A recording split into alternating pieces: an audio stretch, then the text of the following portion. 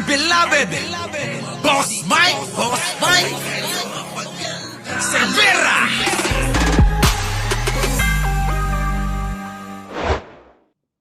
Issue ngayon, ang pagbaba ng popularidad ni PBBM sa mata ng taong bayan na sinabayan pa ng kontrobersya ng komisyon sa eleksyon. Alam mo bang may kahalintulad ito sa kasaysayan? Ito ay ang snap election ni Marcos Sr. kay Cory Aquino noong 1986. Kita mo, 1986 daw po mga kababayan ha. Unawain nyo maigi itong ginagawa nilang ito ha. Ito ho ay pangkokondisyon, pang-mindset po sa inyo. Ano? Ha? Para ho kayo malinlang sa kanilang mga plano. Pero ngayon pa lang, bubutatain na natin to. Ha? Itong kanilang mga plano, bubutatain na natin nang hindi na matuloy ito. Sana na naman. Ano? Pakinggan nyo maigi. Dahil nga dito sa mga survey na ito na yung kanilang naratibo. Ito na ho yung propaganda. Papasok na sa naratibo, propaganda, tapos ipapalamon na nila mga kababayan. Makinig? Ito ang mainit na issue ngayon.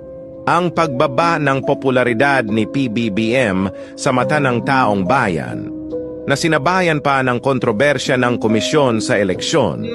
Alam mo bang may kahalintulad ito sa kasaysayan? Ito ay ang snap election ni Marcos Sr. kay Cory Aquino noong 1986. Dahil nga sa bumababa na ang popularidad ni Marcos Sr. ay nagpatawag siya ng snap election. Yan! Nanalo si Marcos Sr. Yan! Nakita nyo mga kababayan ha. Pinapasok na nila yung naratibo ng snap election. Tuloy! Kaya lang, binalot ito ng kontrobersya. Yan. Dahil sa kabila ng pag-anunsyo ng COMELEC sa panalo ni Marcos Sr. Ang NAMFREL ay sinabing ang totoong panalo ay si Cory Aquino. Kaya ang resulta hindi tinanggap ni Cory. Sa kadahilanang ang snap eleksyon ay puno ng pandaraya. Kita nyo mga kababayan ha. Kapag mahina-hina kayo yung galing nila na gumawa ng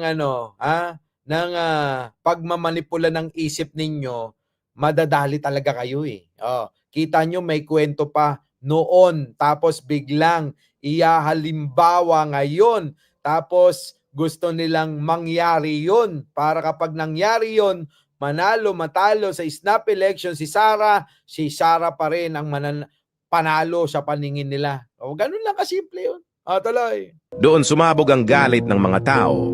At ang kasunod nito, kita nyo, lupit na no? Doon sumabog ang galit ng mga tao. Grabe. Talagang gusto nila mga kababayan, gayahin ninyo yung nangyari nung nakaraan sa kasaysayan.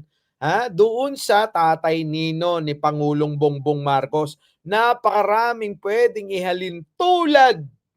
Pero si Pangulong si Pangulong Ferdinand Marcos Sr. pa. Tuloy. Pero mamaya may papakita ko sa inyo. ay alam na nating lahat. Ayan. Ano ba ang nais ipahiwatig ng kasaysayan? Yan. Wag na wag nyo talagang yuyurakan ang karapatan ng tao na mamili. Kung talo, talo. Na wag nang ipilit ang sarili. Kita nyo? Narinig ninyo mga kababayan, kung talo, talo. Tanong ko sa inyo, mga kababayan, kung talo, si Cory nun, bakit pinilit nila? Ginawa nilang ginawa nilang dahilan para itong si Pangulong Ferdinand Marcos Sr. ay kanilang mapababa sa pwesto. Tandaan po ninyo mga kababayan, ang kasaysayan, depende kung sino uunawa dyan. Pero tayo mga kababayan, huwag tayong tumigil sa pagsaliksik pagkat mga kababayan, dito na lang kuha na lang tayo ng mga ibang lahi na mga magpapatotoo. Pansinin nyo naman ito, mga kababayan. Ulitin ko lang muna ito bago ko daling kayo doon. Ito na. Ito ang mainit na issue ngayon. Ang pagbaba ng popularidad ni PBBM sa mata ng taong bayan.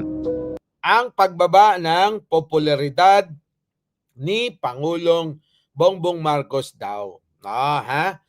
Tignan tignan nyo, ibangga natin to. Survey ng SWS na karamihan sa mga Pilipino Eto mga kababayan, kagagawa lang po ito. Sabi nila mga kababayan, ang rating daw ni Pangulong Bongbong Marcos ay lumagapak. Ngayon ibabangga ko naman ito. Pakinggan ninyo. lumabas sa isang survey ng SWS na karamihan sa mga Pilipino ay naniniwalang dapat panagutin si dating Pangulo Rodrigo Duterte kaugnay ng mga umano'y EJK na naganap sa kanyang administrasyon. Kita nyo mga kababayan, kung talagang gusto ng mga tao, ang mga Duterte na pinagtatanggol ng mga bobo, bakit ho karamihan? Sabi sa SWS survey, karamihan 62% ng mga Pilipino gustong managot sa ICC ni Digunyo. Sige nga ho. Tapos ibangga ninyo. Na bakit ang baba ng rating ni Pangulong Bongbong Marcos? Tapos gusto naman pala ng mga tao na managot si Digong sa ICC.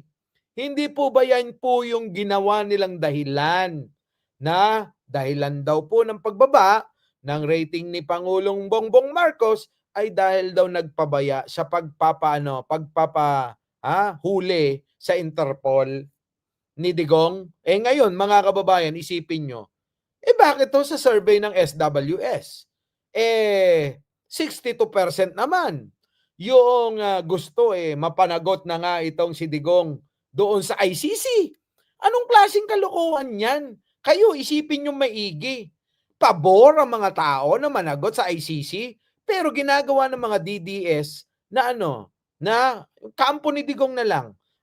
Ginagawa ng kampo ni Digong na dahilan daw ng pagbagsak ng rating ni Pangulong Bongbong Marcos ay hinayaan daw si Digong na hulihin ng Interpol at dalhin sa ICC. Ngayon, kanino kayo maniniwala, mga kababayan? Napakahirap na itong paniwalaan na itong mga pinagdatakdak ng mga DDS. Sala sa init, sala sa lamig. Pakinggan ninyo ulit. Lumabas sa isang survey ng SWS na karamihan sa mga Pilipino ay naniniwalang dapat panagutin si dating Pangulo Rodrigo Duterte kaugnay ng mga umano'y EJK na naganap sa kanyang administrasyon. Balita mga bande mula. Kita nyo, mga kababayan? Kita nyo po, 62%. 62% ng mga Pilipino ang gustong papanagutin si Digong sa ICC. Gumawa sila ng paraan para bagsak si Pangulo po. Gumawa sila ng peking survey nila para sabihin sa mga tao, mga kababayan, na na mahina na si Pangulo. Ganun lang ho yun, mga kababayan. Napakasimple lang. Ito, tingnan nyo, pakinggan nyo ito. Ito, balikan ko to. Pasok!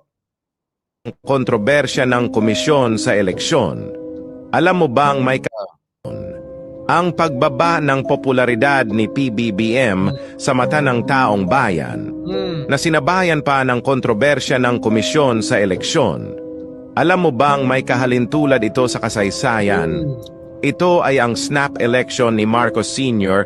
kay Cory Aquino noong 1986. Dahil nga sa bumababa na ang popularidad ni Marcos Sr. ay nagpatawag siya ng snap election. Nanalo si Marcos Sr. Kaya lang, binalot ito ng kontrobersya. Dahil sa kabila ng pag-anunsyo ng COMELEC sa panalo ni Marcos Sr. Ang NAMFREL ay sinabing ang totoong panalo ay si Cory Aquino. Kaya ang resulta hindi tinanggap ni Cory. Sa kadahilanang ang snap eleksyon ay puno ng pandaraya. Doon sumabog ang galit ng mga tao. At ang kasunod nito ay alam na nating lahat. Ano ba ang nais ipahiwatig ng kasaysayan? Wag na wag nyo talagang yuyurakan ang karapatan ng tao na mamili. Kung talo, talo. Na wag nang ipilit ang sarili. Ito mga kababayan, pakinggan ninyo to. Sa ginawa nila kay Apo, sabi nila, si Digong daw magaling, mahusay. Ito naman, ang masasabi ng, sabihin na nating independent po ito. Pasok. Let's take a look at them. Ayan, mga kababayan, ha, 5 mga mahuhusay na mga naging presidente ng Pilipinas. Baka nandyan yung pangalan ni Digong, mga kababayan. Abangan po ninyo yung pangalan ni Digong, ha? Top 5 Filipino presidents. Yeah. Let's take a look at them. At number 5, Diosdado Macapagal. Yung top 5 po. Unang-una po si Diosdado Macapagal. Yun, top 5 po siya, ha? Diosdado Macapagal. Mga kababayan, tatay po ito ni Aling Maliit. Ano po? Game. Top 5. The man who said, let's celebrate independence on our actual Independence Day. Moved it to June 12th. Low-key, a reform king. Number 4, Carlos P. Garcia. Quiet dude, but bold policies. Number 4, si Carlos Garcia. Ano po, mga kababayan, ha? Maliwanag, ha? Pangalawa na ho yan. Filipino first wasn't just a slogan, he meant it. At 3, Ferdinand Marcos Sr. Grabe, mga kababayan, ha? Si Pangulong Bongbong Marcos yan, ha? Senior. Nandyan, pangatlo lang. Pangatlo, sige. Pagbigyan na natin, pangatlo. Ferdinand Marcos Sr. Love him or hate him, the man built a lot. Kita nyo, mga kababayan? Oo, magalit kayo, mainis kayo, matuwa kayo, mga kababayan, hindi natin maitatanggi, mga kababayan, na napakaraming nagawa. Totoo po yun. Napakaraming nagawa ni Pangulong Ferdinand Marcos Sr. Ano? Ha? Eto na. Pakinggan nyo ulit. Bulitin natin dito. At 3, Ferdinand Marcos Sr. Love him or hate him, the man built a lot. Infrastructure era, but yeah, also martial law. Number 2. Siningit yung martial law. Siyempre, yun yung matatandaan ninyo. Independent nga itong mga tao na itong gumawa nito. Tuloy. Number 2, Manuel L. Quezon, the OG icon. Made Filipino the national language. Sharp suits, big moves, main character energy. And at number 1, Ramon Magsaysay, the jeepney-riding, crowd-loving president who actually listened. The people's champ. Teka muna, nasa na si Digong? Baka naman hindi sinama si Digong dito. Ha? Mga kababayan, huwag niyo sabihin na Maca Marcos to. Binanggit nga yung martial law. Ha? Mga kababayan, tanong ko, nasaan na yung magaling ninyong presidente? Nasaan si Digong dito? Kahit man lang pang-anim, wala Mga kababayan nasaan si Digong? Sabi nyo pinakamagaling na presidente. Sa kasaysayan ng Pilipinas, wala na hong iba kundi si Digong. Sabi ng mga DDS yun, ano po? Ngayon ang tanong, nasaan po si Digong? Bakit hindi kasama sa top 5 ng mga nagsasurvey na to? Nasa ICC. Alam naming nasa sa ICC. Dito sa top 5, bakit wala si Digong? Yun po yung tanong, Bakit wala si Digong diniho sa top 5? Si Digong number 1 worst president. Baka nandoon siya, number 1, mga kababayan. Number 1 siguro si Digong doon. Kayo na ho, bahala na humusga dyan. Basta kita nyo naman. Sa top 5 po, kasama pa rin si Apo Lakay. Siyempre, si Pangulong Bongbong, hindi pa yan. Bakit Hindi pa natatapos yung termino Tatatlong taon pa lang yung paninilbihan Pero mga kababayan, kita nyo naman. Unang taon pa lang, pinanggigilan na yan. Nakakatatlong taon na, pero nandyan pa rin, presidente pa rin siya. Yung mga DDS, sabi nila malapit nang maipalit si Sara. Pero mga kababayan, kahit sa panaginip, hindi nangyari kita nyo? Sa sobra nilang mamadali na mapalitan si Pangulong Bongbong Marcos, napapasama sila Di ba? Napapasama sila. Ano nangyari sa kanila? Di ba? Yan. 3 years, bagsak ang rating. Naku yun na nga Paano naman masasabing bagsak kung alam naman ng tao gawa-gawa lang. Di ba? Ganun yun Siyempre, mga DDS kayo, naniniwala kayo sa propaganda ng mga kampo ninyong nasa taas. Siyempre, ganun talaga. Hindi naman namin kayo masisisi kung magpakatanga kayo sa habang buhay ninyo. Wala kami magagawa doon. Basta kami magbibigay lang ng reaksyon, payo, kung hindi nyo susundin, anong pake namin doon? 'Di ba? Hindi naman kami mawawalan eh. Kung manatili kayong mga mangmang, tangat bobo dyan, problema ba namin yun? Hindi. Sa ayaw at gusto nyo, mga kababayan ng mga DDS, si Pangulong Bongbong Marcos pa rin. Pagtulog nyo ngayong gabi, bukas siya pa rin ang presidente. Kita nyo, natulog kayo, presidente siya, bukas ng paggising ninyo, presidente pa rin siya. Uulitin nyo na naman yun. Bukas uli, ganun din. Paulit-ulit yan hanggang sa matapos ang 6 na taon na termino ni Pangulong Bongbong Marcos. Ganun lang yung kasimple. Tapos ngayon, kayo, dahil hindi nyo matanggap na hindi nyo naipalit si Sara, dahil na-discover namin na luka-luka siya, ano na mangyayari, 'di ba? Ang mangyayari, tutuloy-tuloy pa rin kayo, syempre. Alangan naman hihinto kayo. Dahil yung mga tanga, bobot mangmang, ganun talaga. Hindi ho yan tumatanggap ng pagkatalo. Kailan ho tumanggap ng pagkatalo yung mga tanga at bobot mangmang? Hindi ho yan. Maniwala kayo. Sabi ko nga kaninang umaga mga kababayan, kahit po anong hingin ng mga DDS na yan at ginawa ni Pangulo at pinakita sa kanila, hindi ho nila tatanggapin. Kaya para sampa, para sila'y pansinin.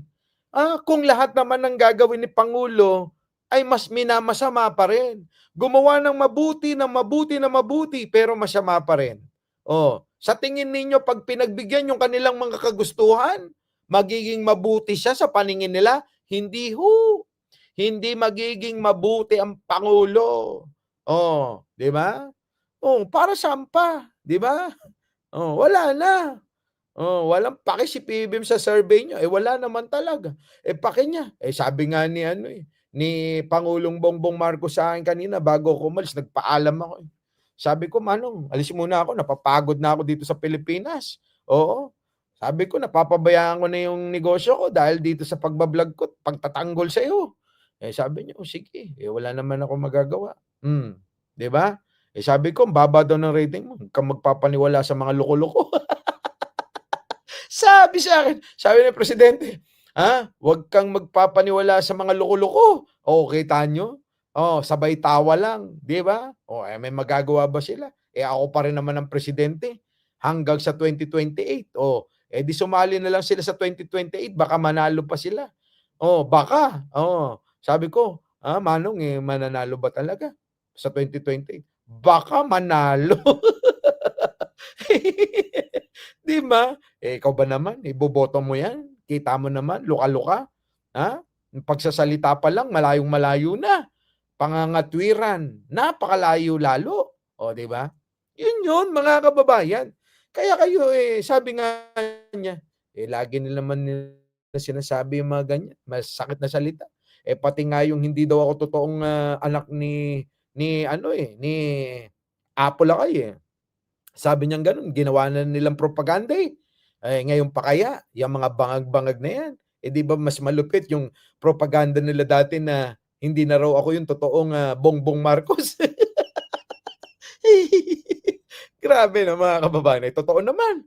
Sabi ko nga, Manong, ganun talaga Ganun talaga, mga kababayan. Di ba? Yan. So anong gagawin ngayon ng mga DDS? Hintayin nyo na lang. Hintayin nyo na lang. Syempre, sabi ko, Manong, mukhang malaki pa pondo nila. Kung malaki pa yung pondo nila, di sige, ubusin nila yung pera nila. Sa tingin nila, mapapabagsak nila ako. Sabi ko, hindi ka nila mapapabagsak. Kaya lang, nagagalit ang mga loyalista dahil mahal ka. Ayaw nila na ikaw ay sinasabihan ng kung ano-ano. Siyempre, papalag yung mga loyalista, yung mga naniniwala at nagmamahal sa inyo. Dahil sa inyong pamilya lang, nakita nila at naramdaman nila yung pagmamahal na totoo. Di ba? Sabi ko, hindi mo mapipigil yung mga loyalista sapagkat mahal kayo ng mga yan. Di ba? Yan. Sabi niya, wala talagang ganun Hindi natin mayaalis talaga sa politika na may mga taong gahaman sa kapangyarihan Biruin mo natapos na yung natapos na siya sa pagkapangulo, gusto pa, bumalik siya. Pwede ba naman yun? Oh. Ako na nanalo, ako na presidente. Nangampanya ako, nagpagod ako, sinuyod ko ang buong bansa para mangampanya, para kamayan yung mga Pilipino at maghatid ng na ang pag-asa sa kanila. Kita mo? Tapos gusto agawin sa akin yung pwesto. Hindi naman pwedeng ganon.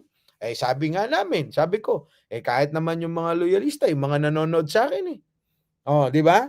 Yung mga nanonood sa akin hindi naman din papayag na tanggalin ka na lang ng basta-basta na para bang kokonti lang sila tapos sila may gana na na magpababa ng pwesto.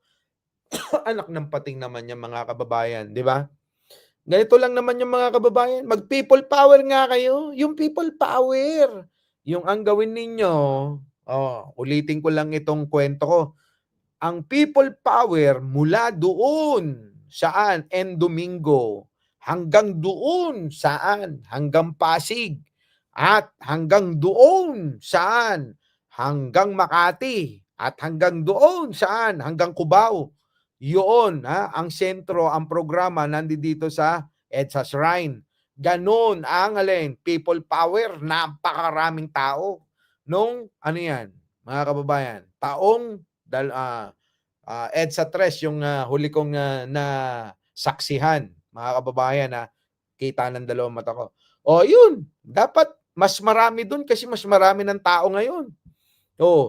Kaso mga kababayan, tatatlo lang yung pumupunta. Sabi, bumaba ka na dyan, Bongbong Marcos. Ng pating naman yan. Pupunta kayo ng EDSA, tatatlo lang kayo. Kulang na lang mag-Caracross kayong tatlo. Tapos gusto nyo, pumaba si Pangulo. Umipon muna kayo ng higit dun sa dami ng tao na sinasabi ko bago kayo magpababa ng Pangulo. Diba? Tawagan ninyo si Cardinal Sin. Kaya lang yung pamalit kay Cardinal, galit din kay Digong di ba mga kababayan? Parang ang kakampi na nga lang ni Digong yung kapatid natin sa Iglesia ni Cristo. Hindi naman din natin sila masisisi dahil yun naman pagpili nila na di ba? Kalayaan pagpili nila yun. Kung sino yung gusto nila suportahang mga politiko. Di po ba? Wala tayong magagawa doon. Sino pa?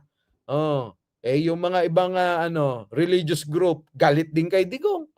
Kita nyo? Lahat ng mga mga kongresista, mga politiko, mayors, mga kababayan, ayaw na rin sumama kay kay Digong. Di ba? Paano ba naman? Bantaan ba naman ni Digong? Na na ipapapatay kapag nakabalik daw siya sa pwesto. Di syempre, nag-aalit, di ba? Magagalit talaga yun, mga kababayan. Di ba? Boss Mike, magkano bigayan? Bigayan ng ano? Ano bang gusto mong bigay? Ano bang gusto mong bigay? Liwanagin mo yung bigay na sinasabi mo. Dahil pag bibigyan mo ko, dapat mas marami sa pera ko. Ako nagbibigay. Tingnan mo to. Nasaan na yung Boss Mike? Nawala na Kita mo to. Yan. Yan. Nasaan na yung nagsasabi ng bigayan? Ito. Kikita mo yan. Dolyar yan ayan, si Jen Angeles nagbibilang ng pera. Dapat mas maraming pera yung ibibigay sa akin. Ganon, Bago yung mga banat yung ganyan, luma-luma na. Luma-luma na. Ang pera ko dolyar. Hindi piso, dolyar ang pera ko. Kung saan sa ibang bansa pumupunta para para gumastos lang ng pera.